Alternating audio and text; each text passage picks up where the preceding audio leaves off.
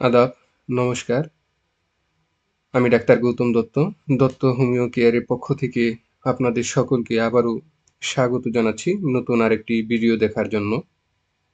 সেই সাথে পুরো ভিডিওটি দেখার আমন্ত্রণ জানাচ্ছি।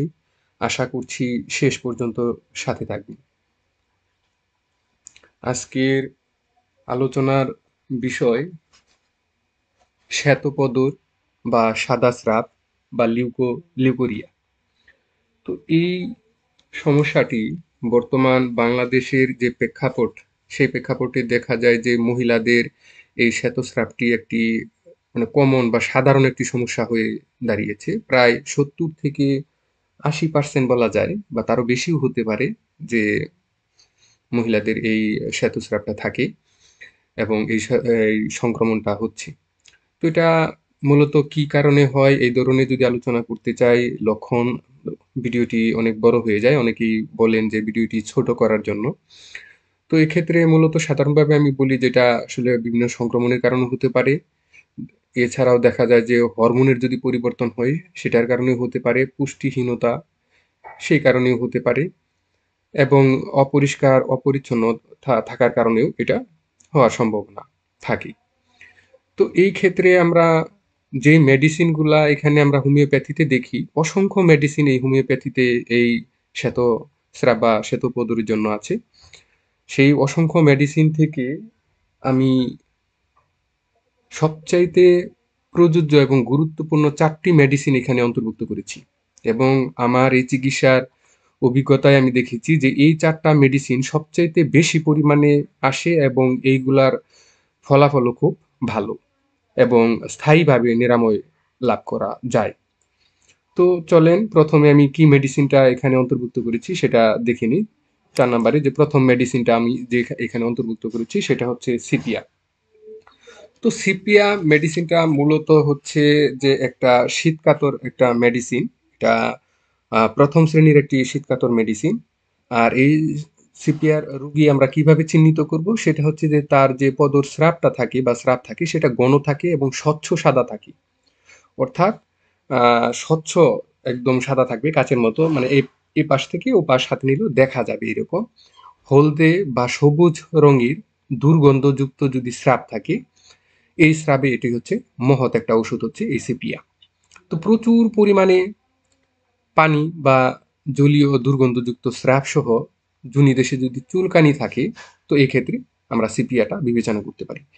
এছাড়াও গর্ভবতী অবস্থায় বা অন্তঃসত্ত্বা অবস্থায় বা প্রেগনেন্সি অবস্থায় আমরা যদি বা ডিউরিং প্রেগনেন্সি অবস্থায় যদি আমরা ঋতুস্রাবটা যদি দেখা যায় যে অথবা ঋতুস্রাব যদি বন্ধ থাকা সহ যদি পদস্রাবটা থাকে, তাহলে ইহা হচ্ছে একটি অধিক কার্যকারী একটা মেডিসিন হচ্ছে এই সিপিয়া। এছাড়াও সিপিআর রুগীটা যদি আমরা দেখি, রুগীটা সাধারণত খুবই শান্ত স্বভাব প্রকৃতির হয় এবং কোমল মন এবং অভিমানী হয় এবং প্রায়ই দেখা যায় যে এই রোগীর জরায়ুর পীড়া বর্তমান থাকে। যদি এই ধরনের লক্ষণটা থাকে, অর্থাৎ জরায়ু পীড়া বর্তমান থাকে বা এই ধরনের পীড়ার সহিত যদি এই সমস্যাগুলো থাকে, তো সিপিআটা আপনি কল্পনা করতে পারেন এবং দিতে পারেন। এবং সিপিআর রোগীর জিহ্বাটা যদি আমরা দেখি, সাদা এক ধরনের প্রলেপ থাকে, হোয়াইট কোট অথবা কোদাকার থাকে এবং স্রাবের সময় দেখা যায় যে জিভটা তারা বা পরিষ্কার থাকে।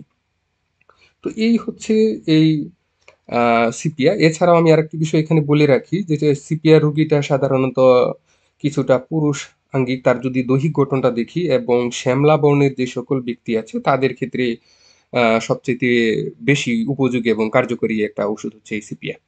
তো সিপিআর ক্ষেত্রে আমরা যদি ডোজ ইনস্ট্রাকশনটা এখানে আমরা দেখি, শ্রবণ বিধিটা যদি দেখি, আমি বলবো যে 6 এবং 30 শক্তি এই দুইটার একটা শক্তি আপনি 2 ফোঁটা করে 2 থেকে 3 চামচ ঠান্ডা জলে মিশিয়ে দিনে আপনি 4 বার সেবন করবেন। এছাড়াও যদি দেখা যায় যে আপনি পঞ্চম সহস্রতমী ওষুধ আপনি দিতে চান বা খেতে চান, তো এক্ষেত্রে আপনি ওষুধটাকে 10টা সজোরে ঝাঁকি সহ 1 থেকে 2 মাত্রা, হ্যাঁ, 2 থেকে 3 চামচ ঠান্ডা জলে মিশিয়ে 1 বার অথবা 2 বার আপনি এটা আপনি সেবন করতে পারেন। তো পরবর্তী যেই মেডিসিনটাকে আমি এখানে রেখেছি সেটা হচ্ছে পালসিটিলা। পালসিটিলা হচ্ছে খুবই খুবই খুবই গুরুত্বপূর্ণ আরেকটি মেডিসিন। তো এই পালসিটিলাটা মূলত হচ্ছে একটি প্রথম শ্রেণীর গরম কাতর রুগী, অর্থাৎ রুগী দেখা যায় যে গরমে কাতর থাকে, গরমটা তার অসহ্য থাকে, কিন্তু খোলা বাতাসে সে কি করে আরাম বোধ করে। এটা হচ্ছে পালসিটিলার রুগীর একটা বৈশিষ্ট্য। আর তার যে স্রাবটা থাকে সেটা হচ্ছে মাখন, অর্থাৎ পেস্ট যে আমরা থাকি, এই মাখন বা ক্রিমের যে ঘন ক্রিমের মতো হলদে বা দুধের মতো পাতলা হাজাকর স্রাব যেটাই হোক, এই ধরনের স্রাবে খুবই কার্যকারী মেডিসিন হচ্ছে পালসেটিলা। এবং পদস্রাবটা দেখা যায় যে তার হাজাকর অথবা ক্ষতকারক থাকে এবং ঝাঁঝালো মানে ছাল উঠে যায়, এক ধরনের জ্বালা থাকে। এবং রুগীটা পালসিটিলা রুগীটাও খুবই নম্র ভদ্র থাকে এবং শান্ত এবং কোমল মনের অধিকারী সাধারণত স্ত্রীগুলো হয়। তারা সহজেই কান্না করে, অল্প কিছুতেই মানে অভিমানী এই ধরনের রুগী সাধারণত থাকে। তো এইটা আমরা যদি আবার এটার ডোজ ইনস্ট্রাকশনটা যদি দেখি, তো সেখানে আপনি 6 থেকে 30 শক্তি আপনি 2 ফুটা করে 2 থেকে 3 চামচ অথবা আধা কাপ ঠান্ডা জলে মিশিয়ে দিনে 3 থেকে 4 বার সেবন করবেন। আবার যদি আপনি সহস্রতম পদ্ধতির ওষুধ ব্যবহার করেন, এক্ষেত্রে আপনি 2 এবং 3 শক্তি প্রথম অবস্থায় 10 ঝাঁকি সহ 1 থেকে 2 মাত্রা সেম একই নিয়মে সেবন করবেন। তো তৃতীয় যে মেডিসিনটাকে আমি এখানে অন্তর্ভুক্ত করেছি সেটা হচ্ছে বোরাক্স। অ্যাভেলেবেল ডাক্তার যেটা আছে, আমরা সাধারণত এই মেডিসিনটাকে এই প্রথম অবস্থায় অনেকেই এটা বিবেচনা করে এবং দেয়, এবং এটাকেই অনেকে বেস্ট মেডিসিন মনে করে। কিন্তু এছাড়া অন্যান্য মেডিসিনগুলো ভালো কাজ করে। তো এই মেডিসিনটা হচ্ছে মূলত একটা গরম কাতর একটা মেডিসিন। তো এবং এই রুগীটা নিম্ন গতিতে তার একটা ভয় থাকে, অর্থাৎ সিঁড়ি থেকে যদি নিচে নামে, গাড়ি যদি পাহাড় থেকে নিচ দিকে নামে, এই ধরনের যে তখন খুবই ভয় পায়। তো দেখা যায় ঋতুস্রাবটা কেমন থাকে, প্রচুর পরিমাণে অ্যালবুমিন থাকে তার ইয়াতে, এবং অর্থাৎ অ্যালবুমিন বলতে ডিমের যে সাদা অংশটা থাকে এর মতো, এটা পরিষ্কার এবং অস্বাভাবিক গরম, খুব একটা না, মোটামুটি উষ্ণ একটা গরম থাকে, এবং তার যে স্রাবটা যখন গড়িয়ে পড়ে তার কাছে একটা এক ধরনের গরম অনুভব হয়। তো এই ধরনের যদি ভাব থাকে, তো বোরাক্সটা হচ্ছে সবচাইতে বেস্ট মেডিসিন হচ্ছে এই ক্ষেত্রে। এবং এছাড়াও দেখা যায় যে অ্যালবুমিন ছাড়াও দেখা যায় যে সাদা পেস্ট থাকে, ঘন পেস্টের মতো থাকে, এবং আঠার মতো তার স্রাবটা হয়, বোরাক্সের স্রাবটা কখনো কখনো এমনও হয়।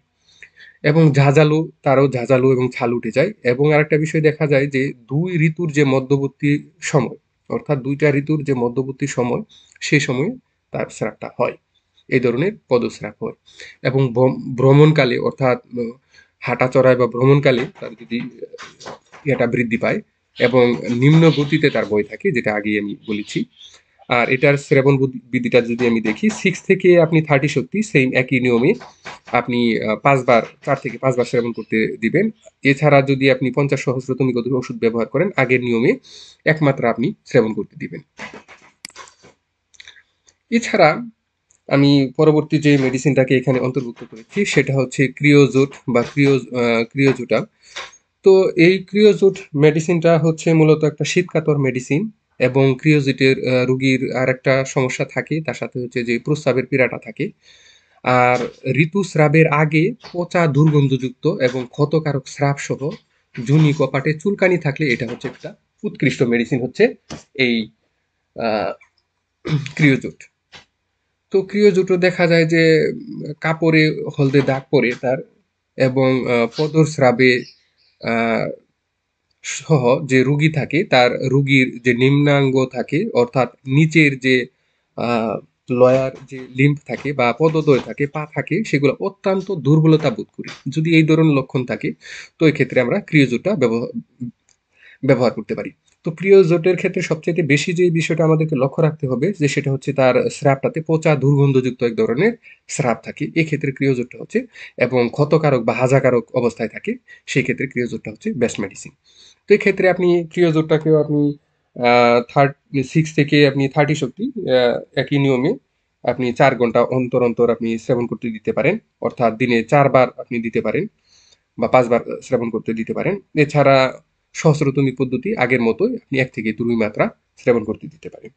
তো আরেকটি বিষয় এখানে আমি বলবো যে আহ, সেটা হচ্ছে যে আনুষঙ্গিক ব্যবস্থা হিসেবে আমরা এখানে যদি বলি, আপনাকে অবশ্যই পরিষ্কার পরিচ্ছন্ন থাকতে হবে। রুগীকে বারবার এবং বারবার তার জায়গাটাকে ধৌত করতে হবে, পরিষ্কার যতটুকু থাকা যায়।